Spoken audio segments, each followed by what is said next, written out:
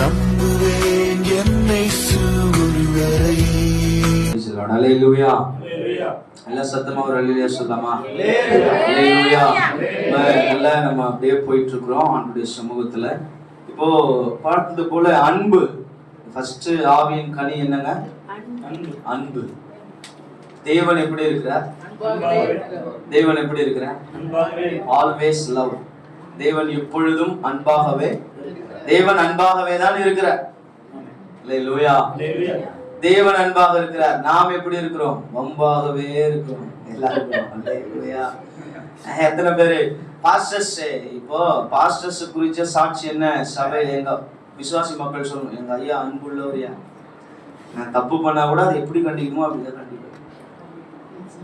எங்க ஐயா ரொம்ப அன்பானவர்.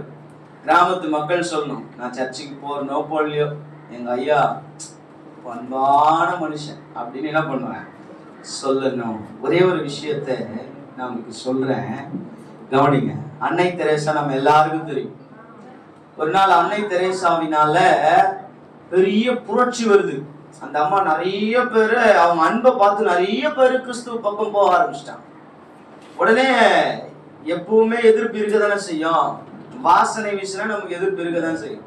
அப்ப என்ன ஆச்சா, அந்த அம்மாவை கொலை பண்றதுக்கு ஆள் அனுப்பிட்டான். கத்தியோட வந்துட்டான். வெளியே நின்று அந்த அம்மாவை வெளியே வந்தா கொன்னுடலாம் அப்படின்னு சொல்லி கத்தியோட வெளியே நிக்கிறான். உள்ள எட்டி பார்த்தானா பாருங்க, அம்மா என்ன பண்ணிட்டு இருந்தாங்க தெரியுமா? குஷ்டரோகம் இருந்த மனிதனுடைய கைகளை தன்னுடைய அப்படியே கையை வச்சு அப்படியே வழிச்சு எடுத்தாங்க. அந்த சீழ் எல்லாத்தையும், சீழ் ரத்தத்தையும் வழிச்சு எடுத்து சுத்தம் பண்ணி அவங்களுக்கு மருந்து போட்டுட்டு இருந்தாங்களா பாருங்க. கொலை பண்ண போன வெளியே நின்று சந்துக்குள்ள பார்த்தவன் கத்திய டபானுக்குள்ள போட்டான். பயங்கர சவுண்டு, கத்தி எல்லாருடைய கத்தியும் கீழே விழுந்தது. உடனே யாரா அப்படின்னு கதவு திறந்து பார்த்தா அவனுங்க வந்தவனுங்க, அம்மா உங்களை கொல்ல சொல்லி அனுப்புனாங்க, ஆனா இங்க வந்த பிறகுதான் தெரியுது உங்களுடைய அன்பு என்னன்னு. இந்த அன்பு கிறிஸ்துவினால மட்டும்தான் கொடுக்க முடியும், நான் புரிஞ்சுக்கணும்னு சொல்லிட்டு அந்த அம்மா காலில் விழுந்து இயேசு ஏற்றுட்டான். நம்முடைய அன்பு எல்லாருக்கும் தெரிஞ்சிருக்கு. அல்லேலூயா. எத்தனை பேர் ஆமென் சொல்றீங்க? அன்பை குறித்து அப்போஸ்தலனாகிய பவுல் அழகா அந்த 1 கொரிந்தியர் 13ஆம் அதிகாரத்துல அழகா சொல்லியிருப்பார். நீங்க அதை எடுத்து வாசிச்சு வீட்டுல தியானம் பண்ணலாம். அன்பு இல்லைன்னா ஒண்ணுமே இல்லைன்றார் சார் பாஸ்டர்ஸ். அன்பு இல்லைன்னா நமக்குள்ள எதுவுமே இல்லை. நீ தீர்க்க தரிசன வரத்தை உடையவனாயிருந்து சகல ரகசியங்களை அறிந்தாலும் அன்பு உனக்கு இல்லைன்னா நீ ஒண்ணுமே இல்லைன்ற. மனுஷர் பாஷைகளை பேசினாலும் தூதர் பாஷைகளை பேசினாலும் அன்பு உனக்கு இராவிட்டால் நீ பூஜ்யம்ன்ற. அன்பு மோஸ்ட் இம்பார்ட்டன்ட், ரொம்ப ரொம்ப ரொம்ப முக்கியம். அந்த அன்பு இருந்தா எப்படியெல்லாம் இருப்போம்னு சொல்லி அழகா சொல்றார். அன்பு தன்னை என்ன பண்ணாது? புகழாது, இருமாப்பா இராது, அயோக்கியமானதை செய்யாது, தற்பொழிவை நாடாது, சினமடையாது, தீங்கு நினைக்காது, அநியாயத்துல சந்தோஷப்படாம சத்தியத்துல சந்தோஷப்படும். லாஸ்டா சொல்லுவாரு, விசுவாசம், நம்பிக்கை, அன்பு, 3 நிலைத்திருக்கிறது, இவைகளே அன்பே பெரியது. அல்லேலூயா. அப்ப நம்ம என்னன்னா, அன்பு என்று அன்பை குறித்து வேதத்துல எங்கெல்லாம் வசனம் இருக்குதோ எல்லாத்தையும் நோட் பண்ணி நம்ம இதயத்துல விதைச்சிடணும். விதைச்சிட்டுனா நமக்கு தேவையான நேரத்தெல்லாம் அது என்ன பண்ணுங்க, நமக்கு உதவி செய்யும். அன்பை குறிச்சு ஒரு 100 வசனம் சொல்லுங்க அப்படின்னா சொல்லுவோமா? அப்படி சொல்லிட்டோம்னா நம்ம அன்பை வெளிப்படுத்தும். எத்தனை பேர் ஆமென் சொல்றீங்க?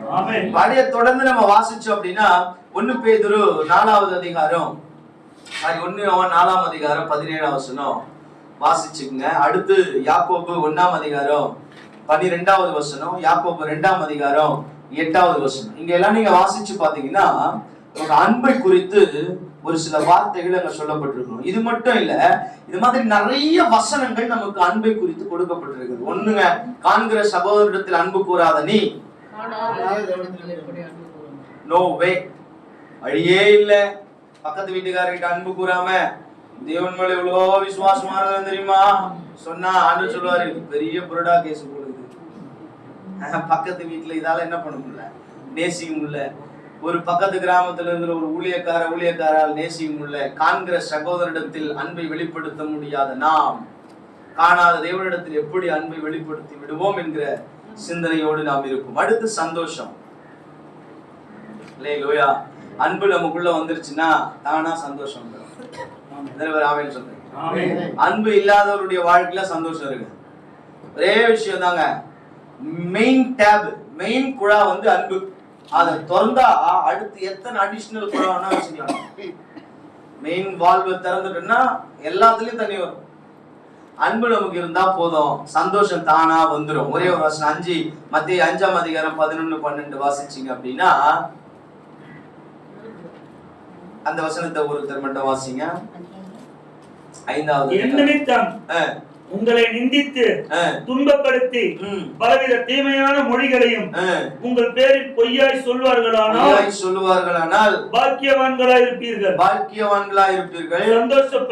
சந்தோஷப்பட்டு கலிகூருங்கள். பரலோகத்தில் உங்கள் பலன் மிகுதியாய் இருக்கும். அல்லேலூயா. பரலோகத்துல நமக்கு பெரிய உன்னத ஆசீர்வாதம். நம்ம இந்த வசனத்தை ஒவ்வொன்றும் நம்ம சொல்லும் போது நம்ம எடுத்துக்கணும். நமக்கு ஆவிக்குரிய ஆசீர்வாதம், பரலோகத்தின் ஆசீர்வாதம், பூமி இம்மைக்குரிய ஆசீர்வாதம் நமக்கு எப்படி அந்த வசனங்கள் தருகிறது என்கிறதை நாம் அதை படித்து விளங்கி, நமக்கு நேரம் இல்லாதனால அப்படியே ஷார்ட்டா நம்ம எல்லாமே தெரிந்தவர்கள் அப்படின்னு. அப்போ என் நிமித்தம் உங்களை நிந்தித்து துன்பப்படுத்தி பலவிதமான தீமையான மொழிகளை உங்கள் பேரில் பொய்யாய் சொல்லுவார்களானால் நீங்கள் பாக்கியவான்களா இருப்பீர்கள். சந்தோஷப்பட்டு களி கூறுங்கள்.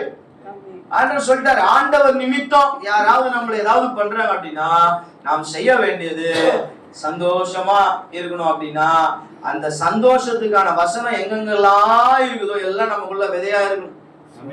அப்போ நம்ம சந்தோஷத்தை நம்ம கெடுக்கும் போது ஆண்டவர் சொன்னாரே, சந்தோஷப்பட்டு களி கூறு, பரலோகத்தில் பலன் மிகுதியா இருக்குன்னு சொன்னார். நம்ம ஏன் துக்கப்படணும்? விட்டு தள்ளியா விட்டுருவோம். அடுத்து யோவான் 15ஆம் அதிகாரம் 11வது வசனம் எழுதி வச்சுங்க. 1 தெசலோனிக்கேயர் 1ஆம் அதிகாரம் 6-7 வசனங்களை நீங்கள் எழுதி வைத்துக் கொள்ளுங்கள். சந்தோஷம் நமக்கு ரொம்ப அவசியமாய் தேவைப்படுது. அன்பு இருந்தால் சந்தோஷம் வந்துடும். சந்தோஷம் வந்தா ஆட்டோமேட்டிக்கா சமாதானம் நம்மை தேடி வரும். 1 தெசலோனிக்கேயர் 1ஆவது அதிகாரம் 6-7.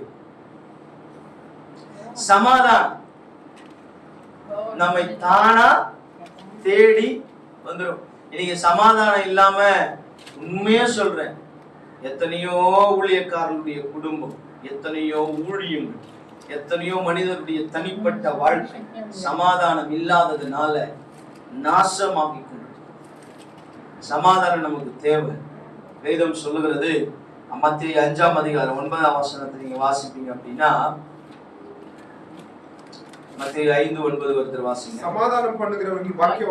சமாதானம் பண்ணுகிறவர்கள் பாக்கியவான்கள், அவர்கள் தேவனுடைய புத்திரர் எனப்படுவார்கள். நம்ம சமாதானம் நம்ம தேடி வரும். இப்ப எப்படிங்க சமாதானத்தை, இப்போ நம்ம சமாதானம் பண்ணுகிறவர்களா நம்ம எப்படி இருக்க முடியும்? வசனம் தெரிஞ்சாதான் சமாதானம் பண்றவங்களா இருக்கும். வசனம் தெரியலன்னா சண்டை பண்றவங்களா தான் இருக்கும். நீ நிறைய பேர் வீட்டுல மாமியார் மருமகளுக்குள்ள ஏன் சண்டை வருது? வசனம் தெரியல சண்டை வருது. வசனம் தெரிஞ்சா சமாதானம் வரும். ஆமென் சொல்றீங்க. நம்ம கூட வசனம் தெரிஞ்சா நம்ம எப்படி இருப்போம்? சமாதானம் பண்ணுகிறவர்களா இருப்போம். வசனம் தெரியாதனாலதான் சண்டை பண்ணுகிறவர்களா இருக்கிறோம், துன்பப்படுகிறவர்களா இருக்கிறோம், எல்லா காரியத்தையும் செய்து கொண்டோம். அப்ப நமக்கு சமாதானம் தானா வந்துடும். எப்போ சமாதானம் பண்ணுகிறவர்களாய் நாம் இருக்கும் போது அவருடைய புத்திரரா இருக்கிறோம். எந்த வசனம் சொல்லு, உலகத்துல உபத்திரவம் உண்டு, ஆனா திடன் கொள்ளு, நான் என்ன பண்ணேன்? உலகத்தை ஜெயித்த ஆண்டவர் உனக்கு என்னுடைய சமாதானத்தை உனக்கு என்ன பண்ற? இதை விட நமக்கு என்ன வேணும் சொல்லுங்க? அவர் சமாதானத்தை நமக்கு கொடுத்துட்டார். யார் நமக்கு இடரலா இடையூறா இருந்தாலும் ஜெபம் பண்ணிட்டு, ஆண்டவரே உங்க சமாதானத்தை கொடுத்தீங்களப்பா, சோதரம், நான் சமாதானம் பண்றேன்ப்பா, சண்டையா தூரமா இருப்பா, முடிஞ்சு போச்சு. வசனம் தெரிகிறவர்கள் சமாதானமா இருப்பார்கள். அல்லேலூயா. ரோமர் 14ஆவது அதிகாரம் 14-17, 1 கொரிந்தியர் 7ஆம் அதிகாரம் 7-15 நீங்க இதெல்லாம் வாசிப்பீங்க அப்படின்னா, லூக்கா 19ஆம் அதிகாரம் 38வது வசனம், லூக்கா 2ஆவது அதிகாரம் 14வது வசனம், இந்த வசனங்கள் எல்லாம் நீங்க வாசிப்பீங்க அப்படின்னா சமாதானத்தை குறித்து ஒரு சில வார்த்தைகள் இருக்கும். நல்லா தியானம் பண்ணுங்க. இந்த வார்த்தைகள் மாத்திரமல்ல, இன்னும் நிறைய வார்த்தைகள் வேத புத்தகத்தில் கொட்டி கிடக்கிறது. சமாதானத்தை குறித்த வார்த்தைகள், சந்தோஷத்தை குறித்த வசனங்கள், அன்பை குறித்த வசனங்கள், இது எல்லாத்தையும் எடுத்து நமக்குள்ள ஸ்டோர் பண்ணி நம்ம இருதயத்துல விதைச்சோம்னா, அதுக்கான விளக்கங்களை தேடணும்னா நம்ம அன்புள்ளவர்களா இருப்போம், சந்தோஷம் உள்ளவர்களா இருப்போம், சமாதானம் உள்ளவர்களா இருப்போம்.